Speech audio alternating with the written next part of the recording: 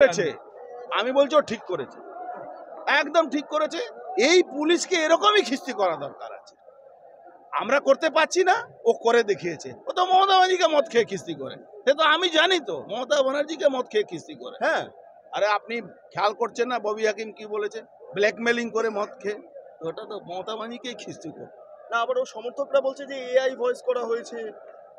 আরে ভাই তাহলে কোর্টে চ্যালেঞ্জ করে দিই, এআই ভয়েস করা হয়েছে। ভয়েস যদি হয় তাহলে তিনি ক্ষমাই বা চাইলেন কেন? হ্যাঁ, তিনি তো actually, প্রথম দিন বলতে একদম পারেন। সঠিক কথা।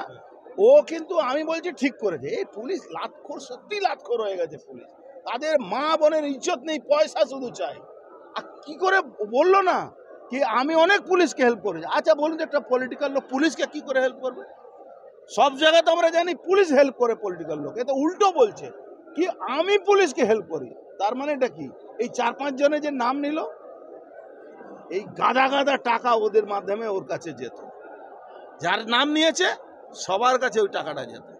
মানে ইভেন ওই 5 লাখের বান্ডিল 5 লাখ টাকাই, মানে বান্ডিলটাই পুরো চলে যেত। 10 লাখ 10 লাখই যেত। কিন্তু এই পুলিশ কোনোদিন ঠিক হবে না।